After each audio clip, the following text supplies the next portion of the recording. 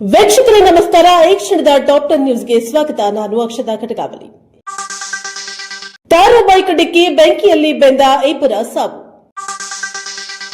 Car bike ನಡುವೆ ಡಿಕ್ಕಿಯಾಗಿ ಭೀಕರ ಅಪಘಾತ ಸಂಭವಿಸಿದ್ದು, ಬೈಕ್ ಸವಾರರಿಬ್ಬರು ಮೃತಪಟ್ಟ ಘಟನೆ ಶನಿವಾರ ರಾತ್ರಿ ತಾಲೂಕಿನ ಮಹಂಗಾವ್ ಕ್ರಾಸ್ ರಾಜಾದಾಬಾ ಬಳಿ ನಡೆದಿದೆ. ಕಲಬುರಗಿ ಜಿಲ್ಲೆಯ ಕಮಲಾಪುರ ತಾಲೂಕಿನ ಸಿರಗಾಪುರ ಗ್ರಾಮದ ಆಕಾಶ್ ಚಂದ್ರಕಾಂತ್ ಧನವಂತ್ ಎಂಬ 19 ವರ್ಷದ ಯುವಕ ಮತ್ತು ಬೋಸಣಕಿ ಗ್ರಾಮದ ಸುಶೀಲ್ ಮಲ್ಲಿಕಾರ್ಜುನ್ ಎಂಬ 28 ವರ್ಷದ ಯುವಕ ಮೃತ ಯುವಕರಾಗಿದ್ದಾರೆ. ಡಿಕ್ಕಿ ರಭಸಕ್ಕೆ ಬೈಕ್ಗೆ ಬೆಂಕಿ ಹೊತ್ತಿಕೊಂಡಿದ್ದು, ಈ ಇಬ್ಬರು ಬೆಂಕಿಯಲ್ಲಿ ಬೆಂದಿದ್ದಾರೆ. ಆಕಾಶ ಸ್ಥಳದಲ್ಲೇ ಮೃತಪಟ್ಟಿದ್ದು, ಸುಶೀಲ್ ಆಸ್ಪತ್ರೆಗೆ ಸಾಗಿಸುವ ಮಾರ್ಗ ಮಧ್ಯದಲ್ಲಿ ಕೊನೆಯುಸಿರೆಳೆದಿದ್ದಾನೆ. ಆಕಾಶ್ ಹಾಗೂ ಸುಶೀಲ್ ಇಬ್ಬರು ಬಜಾಜ್ ಎನ್ಎಸ್ ಬೈಕ್ ಮೇಲೆ ಸಿರಗಾಪುರದಿಂದ ಮಹಗಾವ ಕ್ರಾಸ್ಗೆ ತೆರಳುತ್ತಾ ಇದ್ರು. ಹೈದರಾಬಾದ್ನಿಂದ ಕಲಬುರಗಿಗೆ ಕಾರು ತೆರಳುತ್ತಿತ್ತು. ಎರಡರ ನಡುವೆ ಮುಖಾಮುಖಿ ಡಿಕ್ಕಿಯಾಗಿದೆ. ಡಿಕ್ಕಿಯ ರಭಸಕ್ಕೆ ಬೈಕ್ಗೆ ಬೆಂಕಿಯನ್ನ ಹೊತ್ತಿಕೊಂಡಿದೆ. ಕೂಡಲೇ ಸ್ಥಳಕ್ಕೆ ಧಾವಿಸಿದ ಪೊಲೀಸರು ಸುಶೀಲನನ್ನ ಆಸ್ಪತ್ರೆಗೆ ಸಾಗಿಸಲು ಪ್ರಯತ್ನಿಸಿದ್ದು ಫಲ ನೀಡಲಿಲ್ಲ. ಪಿಎಸ್ಐ ಬಸವರಾಜ ಚಿತ್ತಕೋಟಿ, ಸಿಬ್ಬಂದಿ ಕಿಶನ್ ಜಾಧವ್, ರಾಜಶೇಖರ್, ಭೀಮಾಶಂಕರ್ ಮತ್ತಿತರರು ಕಾರ್ಯಾಚರಣೆಯಲ್ಲಿ ಭಾಗವಹಿಸಿದ್ರು. ನಿಗದಿತ ಅವಧಿಯಲ್ಲಿ ಮಾಹಿತಿ ಒದಗಿಸಿ ರುದ್ರಣ್ಣ ಹರ್ತಿಕೋಟಿ. ಮಾಹಿತಿ ಹಕ್ಕು ಅಧಿನಿಯಮದ ಅಡಿಯಲ್ಲಿ ಮಾಹಿತಿ ಕೋರಿ ಬರುವ ಅರ್ಜಿಗಳಿಗೆ ನಿಗದಿತ ಅವಧಿಯೊಳಗೆ ಮಾಹಿತಿ ನೀಡುವಂತೆ ಕರ್ನಾಟಕ ರಾಜ್ಯ ಮಾಹಿತಿ ಆಯುಕ್ತ ರುದ್ರಣ್ಣ ಹರ್ತಿಕೋಟಿ ಅಧಿಕಾರಿಗಳಿಗೆ ಸಲಹೆಯನ್ನ ನೀಡಿದ್ದಾರೆ. ಜಿಲ್ಲಾಡಳಿತ, ಜಿಲ್ಲಾ ಪಂಚಾಯಿತಿ ಸಹಯೋಗದಲ್ಲಿ ಶನಿವಾರ ನಗರದ ಜಿಲ್ಲಾ ಪಂಚಾಯಿತಿ ಸಭಾಂಗಣದಲ್ಲಿ ಜಿಲ್ಲಾ ಮಟ್ಟದ ಅಧಿಕಾರಿಗಳು ಹಾಗೂ ಸಾರ್ವಜನಿಕ ಮಾಹಿತಿ ಅಧಿಕಾರಿಗಳಿಗೆ ಆಯೋಜಿಸಿದ್ದ ಮಾಹಿತಿ ಹಕ್ಕು ಅಧಿನಿಯಮದ ಜಾಗೃತಿ ಸಂವಾದ, ಸಾರ್ವಜನಿಕರೊಂದಿಗೆ ಕಾಯ್ದೆಯ ಸದ್ಬಳಕೆ ಕುರಿತು ಚರ್ಚಿಸುವ ಸಂಬಂಧ ಆಯೋಜಿಸಲಾಗಿದ್ದ ತರಬೇತಿ ಕಾರ್ಯಾಗಾರ ಉದ್ಘಾಟಿಸಿ ಅವರು ಮಾತನಾಡಿದ್ದಾರೆ. ಮಾಹಿತಿ ಹಕ್ಕು ಕಾಯ್ದೆ ಜಾರಿಗೆ ಬಂದು ಅಕ್ಟೋಬರ್ 12ಕ್ಕೆ 20 ವರ್ಷಗಳು ಪೂರ್ಣಗೊಂಡಿವೆ. ಅನೇಕ ಬದಲಾವಣೆಗಳು ಆಗಿವೆ. ಸಾರ್ವಜನಿಕರು ಹಾಗೂ ಸರ್ಕಾರದ ನಡುವೆ ಸೇತುವೆಯಾಗಿ ಕಾರ್ಯವನ್ನ ನಿರ್ವಹಿಸ್ತಾ ಇದೆ. ಆಡಳಿತದಲ್ಲಿ ಪಾರದರ್ಶಕತೆಯನ್ನ ತರಲು ಹಾಗೂ ಸಾರ್ವಜನಿಕರಿಗೆ ಮಾಹಿತಿ ಕಲ್ಪಿಸುವುದರ ಜೊತೆಗೆ ಪ್ರಜಾಪ್ರಭುತ್ವ ವ್ಯವಸ್ಥೆಯಲ್ಲಿ ಭ್ರಷ್ಟಾಚಾರ ನಿರ್ಮೂಲನೆಗೆ ಸಹಕಾರಿಯಾಗಿದೆ ಎಂದು ತಿಳಿಸಿದ್ದಾರೆ. ಆಯೋಗ ಮತ್ತು ನ್ಯಾಯಾಲಯದಲ್ಲಿ ತೀರ್ಪು ಪ್ರಕಟವಾಗಿರುವುದನ್ನು ಪುನರ್ ಮನನ ಮಾಡುವ ದೃಷ್ಟಿಯಿಂದ ರಾಜ್ಯದ ಎಲ್ಲಾ ಜಿಲ್ಲೆಗಳಲ್ಲೂ ತರಬೇತಿ ಕಾರ್ಯಾಗಾರಗಳ ಮೂಲಕ ಅಧಿಕಾರಿಗಳಿಗೆ ಉತ್ತೇಜನ ನೀಡಲಾಗುತ್ತಿದೆ. ಈಗಾಗಲೇ 15 ಜಿಲ್ಲೆಗಳಲ್ಲಿ ತರಬೇತಿ ನಡೆಸಲಾಗಿದೆ ಎಂದರು. ಅರ್ಜಿದಾರರಿಗೆ ಮಾಹಿತಿ ನೀಡಲು ಎಷ್ಟು ಪುಟಗಳಿವೆ, ಎಷ್ಟು ಹಣ ಪಾವತಿ ಮಾಡಬೇಕು ಎಂದು ನಿಗದಿತ ಅವಧಿಯಲ್ಲಿ ತಿಳಿಸಿ, ಮಾಹಿತಿ ಲಭ್ಯವಿಲ್ಲದಿದ್ದಲ್ಲಿ ಸೂಕ್ತ ಹಿಂಬರಹ ನೀಡುವಂತೆ ತಿಳಿಸಿದ್ದಾರೆ. ಕಚೇರಿಗೆ ಬರುವ ನಾಗರಿಕರೊಂದಿಗೆ ಸೌಜನ್ಯದಿಂದ ವರ್ತಿಸಬೇಕು. ಮಾಹಿತಿ ಹಕ್ಕು ಅಧಿನಿಯಮ ಅನುಷ್ಠಾನ ಮಾಡುವ ಜವಾಬ್ದಾರಿ ಎಲ್ಲರದ್ದಾಗಿದೆ. ಇದರಿಂದ ಅರ್ಜಿದಾರರಿಗೆ ಅನುಕೂಲವಾಗುತ್ತದೆ ಎಂದರು. ಅರ್ಜಿದಾರರು ಬಿಪಿಎಲ್ ಪಡಿತರ ಚೀಟಿದಾರರಾಗಿದ್ದರೆ ಉಚಿತ ಮಾಹಿತಿ ಪಡೆಯಲು ಕಡ್ಡಾಯವಾಗಿ ಬಿಪಿಎಲ್ ಕಾರ್ಡ್ ಮತ್ತು ಆದಾಯ ಪ್ರಮಾಣ ಪತ್ರ ಲಗತ್ತಿಸಬೇಕು. ಆಗ 100 ಪುಟಗಳು ಉಚಿತ ಮಾಹಿತಿಯನ್ನ ನೀಡಬಹುದು. 2 ದಾಖಲೆ ಲಗತ್ತಿಸಿದ್ದಾರೆಯೇ ಎಂದು ಪರಿಶೀಲನೆಯನ್ನ ಮಾಡಬೇಕು ಎಂದು ತಿಳಿಸಿದ್ದಾರೆ. ಪ್ರಥಮ ಮೇಲ್ಮನವಿ ಪ್ರಾಧಿಕಾರದಲ್ಲಿ ವಿಚಾರಣೆ ನಡೆಸಿ ಅರ್ಜಿಗಳ ಶೀಘ್ರ ವಿಲೇವಾರಿಗೆ ಆದ್ಯತೆಯನ್ನ ನೀಡಬೇಕು. ಜಿಲ್ಲೆಯಲ್ಲಿ ನಡೆಯುವ ಕೆಡಿಪಿ ಮತ್ತು ತ್ರೈಮಾಸಿಕ ಸಭೆಗಳಲ್ಲಿ ಮಾಹಿತಿ ಹಕ್ಕು ಅಧಿನಿಯಮದಡಿ ಮಾಹಿತಿ ಕೋರಿ ಸಲ್ಲಿಕೆಯಾದ ಅರ್ಜಿ ವಿಲೇವಾರಿ ಕುರಿತು ಪರಿಶೀಲನೆ ಮಾಡುವಂತೆ ತಿಳಿಸಿದ್ದಾರೆ. ಪ್ರಾರಂಭದಲ್ಲಿ ಮೌನ ಆಚರಿಸುವ ಮೂಲಕ ವೃಕ್ಷಮಾತೆ ಸಾಲುಮರದ ತಿಮ್ಮಕ್ಕ ಆತ್ಮಕ್ಕೆ ಶಾಂತಿಯನ್ನ ಕೋರಲಾಯಿತು. ಹೆಚ್ಚುವರಿ ಜಿಲ್ಲಾಧಿಕಾರಿ ಮಂಜುನಾಥ್, ಹೆಚ್ಚುವರಿ ಪೊಲೀಸ್ ವರಿಷ್ಠಾಧಿಕಾರಿ ವೆಂಕಟೇಶ್ ನಾಯ್ಡು, ಜಿಲ್ಲಾ ಪಂಚಾಯಿತಿ ಉಪ ಕಾರ್ಯದರ್ಶಿ ಕೃಷ್ಣಮೂರ್ತಿ ಉಪಸ್ಥಿತರಿದ್ದರು. ವಿವಿಧ ಇಲಾಖೆಗಳ ಅಧಿಕಾರಿಗಳು ಭಾಗವಹಿಸಿದ್ದರು. ರುದ್ರಣ್ಣ ಹರ್ತಿಕೋಟಿ, ಕರ್ನಾಟಕ ರಾಜ್ಯ ಮಾಹಿತಿ ಆಯುಕ್ತರ ನಾವು ಅಧಿಕಾರ ಸ್ವೀಕರಿಸಿದ ಸಂದರ್ಭದಲ್ಲಿ 55,498 ಅರ್ಜಿಗಳು ಬಾಕಿ ಇದ್ವು. ನಿಯಮಿತ ವಿಚಾರಣೆ ನಡೆಸುವ ಮೂಲಕ 35,344ಕ್ಕೆ ಇಳಿಸಲಾಗಿದೆ. ಎಲ್ಲಾ ಜಿಲ್ಲೆಗಳಿಗೂ ಹೋಗಿ ಬೇಗ ಅರ್ಜಿ ವಿಲೇವಾರಿ ಮಾಡಲು ಚರ್ಚೆಯನ್ನ ನಡೆಸಲಾಗುತ್ತಿದೆ ಎಂದರು. ಟೀಂ ಇಂಡಿಯಾಗೆ ಬಿಗ್ ಶಾಕ್, ತಂಡದಿಂದ ಕ್ಯಾಪ್ಟನ್ ಶುಭಮನ್ ಗಿಲ್ ಔಟ್. ಭಾರತ ಮತ್ತು ದಕ್ಷಿಣ ಆಫ್ರಿಕಾ ನಡುವೆ ಕೋಲ್ಕತಾ ಟೆಸ್ಟ್ ಪಂದ್ಯದ 2ನೇ ದಿನದಂದು ದೊಡ್ಡ ಸಂಚಲನ ಉಂಟಾಯಿತು. 3ನೇ ದಿನದ ಅಂತ್ಯದ ವೇಳೆಗೆ ಟೀಂ ಇಂಡಿಯಾ ಕೆಟ್ಟ ಗಳಿಕೆಯನ್ನ ಎದುರಿಸಬೇಕಾಯಿತು. ಭಾರತದ ನಾಯಕ ಶುಭಮನ್ ಗಿಲ್ ಟೆಸ್ಟ್ ಪಂದ್ಯದ ಮಧ್ಯದಲ್ಲಿ ಇದ್ದಕ್ಕಿದ್ದಂತೆ ಆಸ್ಪತ್ರೆಗೆ ದಾಖಲಾಗಬೇಕಾಯಿತು. ಪಂದ್ಯದ 2ನೇ ದಿನದಂದು ಗಿಲ್ ಕುತ್ತಿಗೆ ನೋವಿನಿಂದ ಬಳಲ್ತಾ ಇದ್ರು ಮತ್ತು ಗಾಯಗೊಂಡು ನಿವೃತ್ತರಾದರು. ಈಡನ್ ಗಾರ್ಡನ್ಸ್ನ ಕ್ರೀಡಾಂಗಣದಲ್ಲಿ ನಡೆಯುತ್ತಾ ಇರುವಂತಹ ಮೊದಲ ಟೆಸ್ಟ್ ಪಂದ್ಯದ 2ನೇ ದಿನವಾದ ಶನಿವಾರ ಭಾರತದ ಮೊದಲ ಇನ್ನಿಂಗ್ಸ್ನಲ್ಲಿ ಈ ಘಟನೆ ನಡೆದಿದೆ. ಮೊದಲ ಸೆಷನ್ನಲ್ಲೇ ವಾಷಿಂಗ್ಟನ್ ಸುಂದರ ಔಟ್ ಆದ ನಂತರ ನಾಯಕ ಶುಭಮನ್ ಗಿಲ್ ಬ್ಯಾಟಿಂಗ್ಗೆ ಬಂದರು. 2 ಎಸೆತಗಳನ್ನು ಎದುರಿಸಿದ ನಂತರ 3ನೇ ಎಸೆತದಲ್ಲಿ ಸ್ವಿಪ್ ಶಾಟ್ ಬಾರಿಸಿ ಬೌಂಡರಿಯನ್ನ ಬಾರಿಸಿದ್ರು. ಶಾಟ್ ಆಡಿದ ತಕ್ಷಣ ಅವರಿಗೆ ಕುತ್ತಿಗೆಯಲ್ಲಿ ತೀವ್ರ ನೋವು ಕಾಣಿಸಿಕೊಳ್ಳಲು ಆರಂಭವಾಯಿತು. ತಕ್ಷಣ ಮೈದಾನಕ್ಕೆ ಬಂದ ವೈದ್ಯರು ಅವರಿಗೆ ಚಿಕಿತ್ಸೆ ನೀಡುತ್ತಾ ಇದ್ದಂತೆ ಶುಭ್ಮನ್ ಮೈದಾನದಿಂದ ಹೊರ ನಡೆದಿದ್ದಾರೆ. ಗಿಲ್ ಅವರನ್ನ ಕೋಲ್ಕತ್ತಾದ ಆಸ್ಪತ್ರೆಗೆ ದಾಖಲಿಸಲಾಗಿದೆ. ಇದರಿಂದಾಗಿ ಈ ಟೆಸ್ಟ್ ಪಂದ್ಯದ ಎರಡನೇ ಇನ್ನಿಂಗ್ಸ್ನಲ್ಲಿ ಬ್ಯಾಟಿಂಗ್ ಮಾಡುವುದು ಅವರಿಗೆ ಕಷ್ಟಕರವಾಗಿದೆ. ಶುಭ್ಮನ್ ಗಿಲ್ ಗಾಯಗೊಂಡ ನಂತರ ಭಾರತದ ಇನ್ನಿಂಗ್ಸ್ 9 ವಿಕೆಟ್ಗಳೊಂದಿಗೆ ಕೊನೆಗೊಂಡಿತು. ಗಿಲ್ ಆಸ್ಪತ್ರೆಗೆ ದಾಖಲಾಗಿರುವುದನ್ನು ಟೀಂ ಇಂಡಿಯಾಕ್ಕೆ ದೊಡ್ಡ ಹಿನ್ನಡೆ ಎಂದು ಪರಿಗಣಿಸಲಾಗುತ್ತಿದೆ. ಈ ವಿಷಯದ ಬಗ್ಗೆ ಭಾರತೀಯ ಕ್ರಿಕೆಟ್ ನಿಯಂತ್ರಣ ಮಂಡಳಿ ಇನ್ನೂ ಯಾವುದೇ ಅಧಿಕೃತ ಮಾಹಿತಿಯನ್ನ ಬಿಡುಗಡೆ ಮಾಡಿಲ್ಲವಾದರೂ ಪ್ರಸ್ತುತ ಪರಿಸ್ಥಿತಿಯ ಪ್ರಕಾರ ಟೀಂ ಇಂಡಿಯಾ ವಿನಂತಿಸಿದರೆ ಗಿಲ್ ಎರಡನೇ ಇನ್ನಿಂಗ್ಸ್ನಲ್ಲಿ ಆಡುವ ಸಾಧ್ಯತೆ ಕಡಿಮೆ ಎಂದು ತೋರುತ್ತದೆ. ಗಾಯವು ಹದಗೆಟ್ಟರೆ ಗುವಾಹಟಿಯಲ್ಲಿ ನಡೆಯಲಿರುವ ಎರಡನೇ ಟೆಸ್ಟ್ನಲ್ಲಿ ಭಾರತದ ನಾಯಕ ಆಡುವುದು ಕಷ್ಟಕರವಾಗುತ್ತದೆ. ಎರಡನೇ ಟೆಸ್ಟ್ ನವೆಂಬರ್ 21ರಂದು ಆರಂಭವಾಗುತ್ತದೆ. ಸಚಿವ ಸಂಪುಟ ಪುನರ್ರಚನೆಗೆ ಹೈಕಮಾಂಡ್ ಒಪ್ಪಿಗೆ, ಅಚ್ಚರಿಯ ಹೇಳಿಕೆ ಕೊಟ್ಟ ಡಿಸಿಎಂ ಡಿಕೆ ಶಿವಕುಮಾರ್. ರಾಜ್ಯದಲ್ಲಿ ನವೆಂಬರ್ ಕ್ರಾಂತಿ ಏನೂ ಆಗೋದಿಲ್ಲ, ನಾಯಕ ಬದಲಾವಣೆ ಆಗೋದಿಲ್ಲ. ಆದರೆ ಸಚಿವ ಸಂಪುಟ ಪುನರ್ರಚನೆಗೆ ಕಾಂಗ್ರೆಸ್ ಹೈಕಮಾಂಡ್ ಒಪ್ಪಿಗೆ ನೀಡಿದೆ. 8 ರಿಂದ 10 ಜನ ತಮ್ಮ ಮಂತ್ರಿ ಸ್ಥಾನ ಕಳೆದುಕೊಳ್ಳಲಿದ್ದಾರೆ ಎಂದು ಹೇಳಲಾಗಿದೆ. ಈ ಬಗ್ಗೆ ಡಿಕೆ ಶಿವಕುಮಾರ್ ಅವರು ಅಚ್ಚರಿಯ ಹೇಳಿಕೆಯನ್ನ ನೀಡಿದ್ದಾರೆ. ದೆಹಲಿಯಲ್ಲಿ ಮಾಧ್ಯಮಗಳ ಜೊತೆ ಮಾತನಾಡಿದ ಅವರು, ನನಗೇನೂ ಗೊತ್ತಿಲ್ಲ ಎಂದಿದ್ದಾರೆ. ನೀವು ಪಕ್ಷದ ಶಿಸ್ತಿನ ಸಿಪಾಯಿ ಅಲ್ವಾ? ಈಗಾಗ್ತಾ ಇರುವ ಬೆಳವಣಿಗೆ ಬಗ್ಗೆ ಏನೂ ಗೊತ್ತಿಲ್ವಾ ಎಂದು ಪತ್ರಕರ್ತರು ಕೇಳಿದ ಪ್ರಶ್ನೆಗೆ ಉತ್ತರಿಸಿದ ಡಿಕೆ ಶಿವಕುಮಾರ್, ನನಗೇನೂ ಗೊತ್ತಿಲ್ಲ. ನಿಮ್ಗೇನಾದ್ರೂ ಬೇಕಾದ್ರೆ ಸಿದ್ದರಾಮಯ್ಯ ಅವರ ಬಳಿ ಕೇಳಿ. ಪಕ್ಷ ಹೇಗೆ ಹೇಳುತ್ತದೆಯೋ ಹಾಗೆ ಕೇಳಿಕೊಂಡು ಹೋಗುವುದು ನಮ್ಮ ಕೆಲಸ ಎಂದಿದ್ದಾರೆ. ಇನ್ನುಳಿದಂತೆ ಎಷ್ಟೇ ಪ್ರಶ್ನೆಗಳನ್ನ ಕೇಳಿದ್ರೂ ಅವರು ಉತ್ತರಿಸಿಲ್ಲ. ಪಕ್ಷದ ಅಧ್ಯಕ್ಷನಾಗಿ ನಾನೇನು ಮಾತನಾಡಬೇಕು ಗೊತ್ತಿದೆ ಎಂದಷ್ಟೇ ಹೇಳಿದ್ದಾರೆ. ಕರ್ನಾಟಕದಲ್ಲಿ ನವೆಂಬರ್ನಲ್ಲಿ ಮುಖ್ಯಮಂತ್ರಿ ಬದಲಾವಣೆ ಆಗುತ್ತಾರಾ ಎಂಬ ಮಾತು ಕೇಳಿಬಂದಿತ್ತು. ಆದರೆ ಸಿದ್ದರಾಮಯ್ಯ ಸಿಎಂ ಸ್ಥಾನ ಬಿಟ್ಟುಕೊಡುವ ಮನಸ್ಸಲ್ಲಿ ಇಲ್ಲ.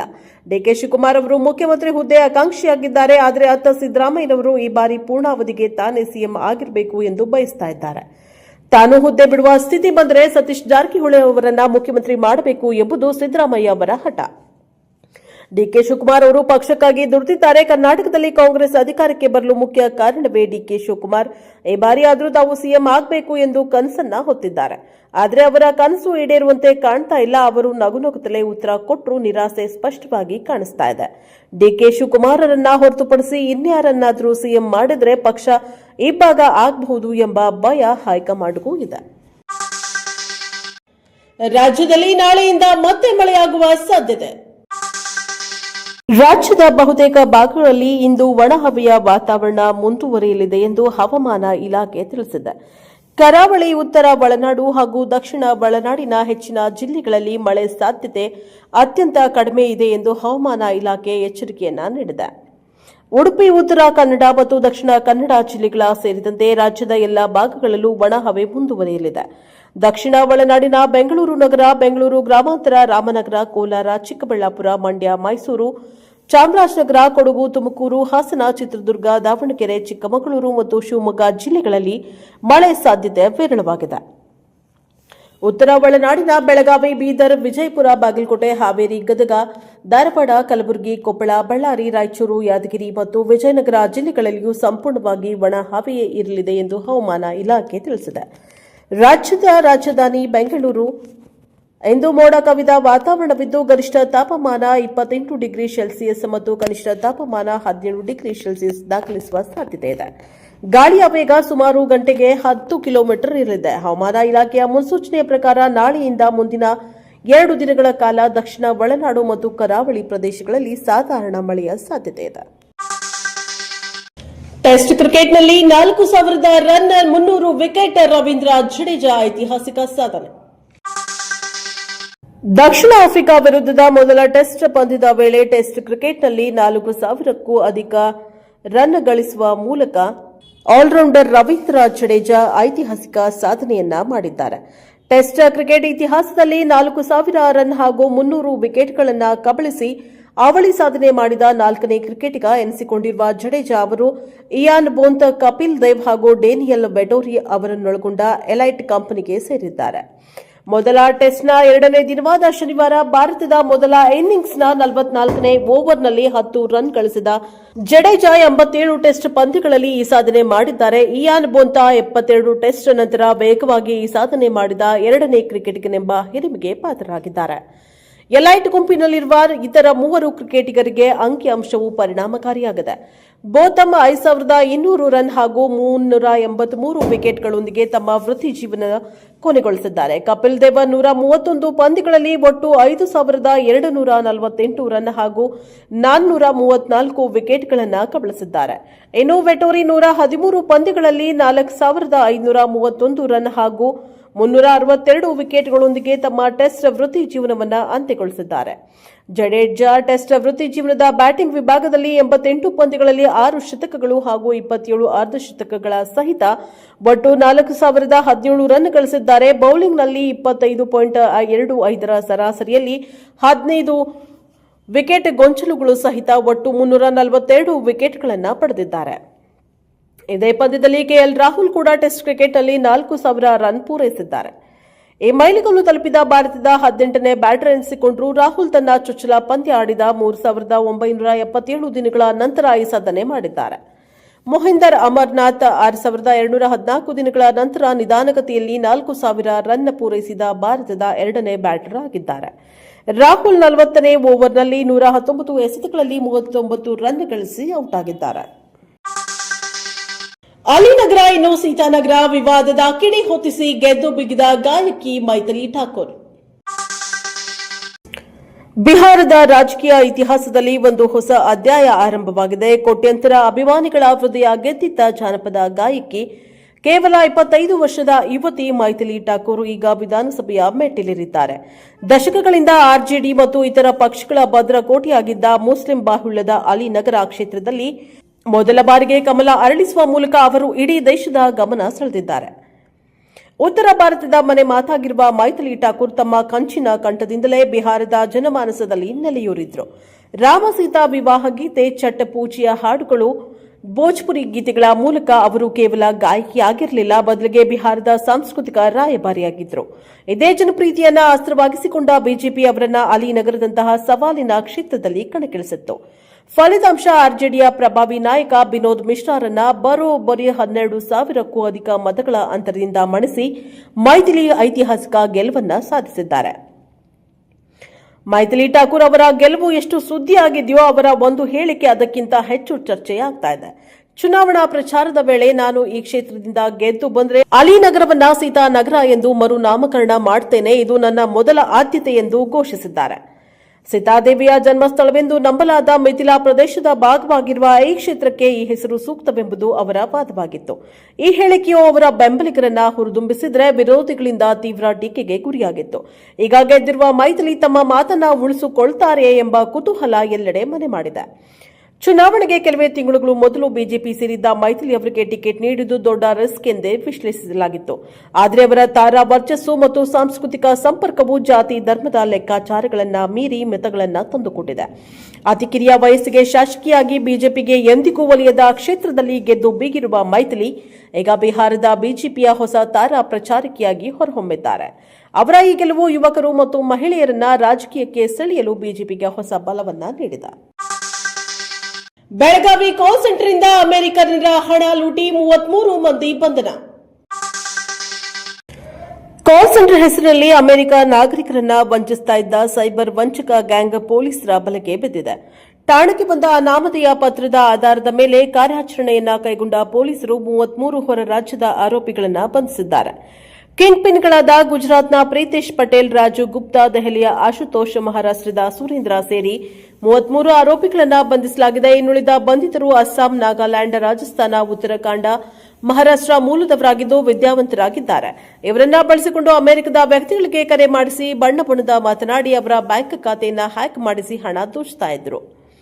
ಇನ್ನು ಈ ಕಾರ್ಯಾಚರಣೆ ನಡೆದಿದ್ದಾದ್ರೂ ಹೇಗೆ ಅಂದ್ರೆ, ಕುಮಾರ್ ಹೌಲ್ ಬಾಕ್ಸೈಟ್ ರಸ್ತೆಯಲ್ಲಿರುವ ವ್ಯವಸ್ಥಿತವಾಗಿ ಕಾಲ್ ಸೆಂಟರ್ನ ಅನಧಿಕೃತವಾಗಿ ತೆರೆಯಲಾಗಿತ್ತು. ಇಲ್ಲಿ 37 ಲ್ಯಾಪ್ಟಾಪ್, 37 ಮೊಬೈಲ್ಗಳನ್ನು ಬಳಸಿಕೊಂಡು ನೌಕರರು ಅಮೆರಿಕದ ಪ್ರಜೆಗಳಿಗೆ ಕರೆ ಮಾಡ್ತಾ ಇದ್ರು. ಕರೆಗೂ ಮೊದಲು ಎಸ್ಎಂಎಸ್ ಕಳುಹಿಸಿ ನಿಮಗೆ ಗಿಫ್ಟ್ ಬಂದಿದೆ, ಇದನ್ನ ನೀವು ಬುಕ್ ಮಾಡಿಲ್ದಿದ್ರೆ ಈ ಸಂಖ್ಯೆಗೆ ಕರೆ ಮಾಡಿ ಎಂದು ತಮ್ಮ ಮೊಬೈಲ್ ಸಂಖ್ಯೆಯನ್ನ ನೀಡ್ತಾ ಇದ್ರು. ಹೀಗೆ ಅಮೆರಿಕದಿಂದ ಬರುತ್ತಿದ್ದ ಕರೆಗಳ ಮೂಲಕ ಅವರ ಮೊಬೈಲ್ಗಳನ್ನು ಹ್ಯಾಕ್ ಮಾಡ್ತಾ ಇದ್ರು.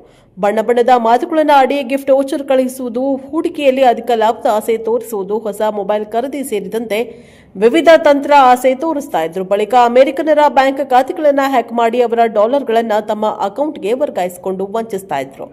ಇತ್ತೀಚೆಗೆ ಪೊಲೀಸ್ ಠಾಣೆಗೆ ವಂಚನೆ ನಡೆಸುತ್ತಿರುವ ಬಗ್ಗೆ ಅನಾಮಧೇಯ ಪತ್ರವೊಂದು ಬಂದಿತ್ತು. ಅದರ ಜಾಡು ಹಿಡಿದು ಅನಧಿಕೃತ ಕಾಲ್ ಸೆಂಟರ್ ಮೇಲೆ ಪೊಲೀಸರು ದಾಳಿಯನ್ನ ನಡೆಸಿದ್ದಾರೆ. ನಾವು ಕೊಟ್ಟ ಫ್ರೀ ಬಸ್ ಹತ್ತಿ ಬಿಜೆಪಿಗೆ ವೋಟ್ ಹಾಕಿದ್ರು ಮಹಿಳೆಯರ ವಿರುದ್ಧ ಸಚಿವ ರಾಜಣ್ಣ ಕೆಂಡಾಮಂಡಲ.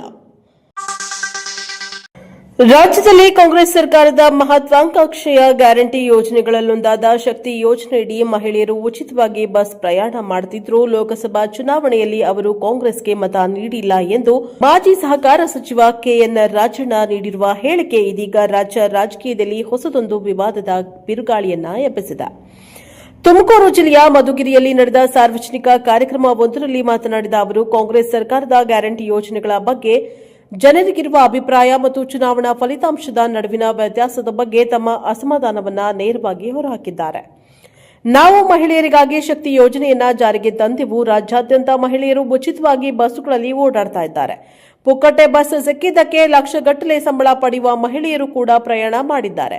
ಆದರೆ ಲೋಕಸಭಾ ಚುನಾವಣೆಯಲ್ಲಿ ಅವರು ನಮಗೆ ಮತ ಹಾಕಿಲ್ಲ. ಒಂದು ವೇಳೆ ಮಹಿಳೆಯರು ನಮಗೆ ಮತ ಹಾಕಿದ್ರೆ ರಾಜ್ಯದಲ್ಲಿ ಕಾಂಗ್ರೆಸ್ ಇನ್ನೂ ಹೆಚ್ಚು ಸ್ಥಾನ ಗಳಿಸುತ್ತಾ ಇತ್ತು ಎಂದು ರಾಜಣ್ಣ ಬೇಸರವನ್ನು ವ್ಯಕ್ತಪಡಿಸಿದ್ದಾರೆ. ಈ ಮೂಲಕ ಗ್ಯಾರಂಟಿ ಯೋಜನೆಗಳ ಜನಪ್ರಿಯತೆ ಮತಗಳಾಗಿ ಪರಿವರ್ತನೆಯಾಗುತ್ತಿರುವ ಬಗ್ಗೆ ಅವರು ಬಹಿರಂಗವಾಗಿ ಅಸಮಾಧಾನವನ್ನು ವ್ಯಕ್ತಪಡಿಸಿದ್ದಾರೆ. ಲೋಕಸಭಾ ಚುನಾವಣೆಯಲ್ಲಿ ಕರ್ನಾಟಕದಲ್ಲಿ ಕಾಂಗ್ರೆಸ್ ಕನಿಷ್ಠ 15ರಿಂದ 20 ಸ್ಥಾನಗಳನ್ನು ಗೆಲ್ಲುವ ನಿರೀಕ್ಷೆ ಇಟ್ಟುಕೊಂಡಿತ್ತು.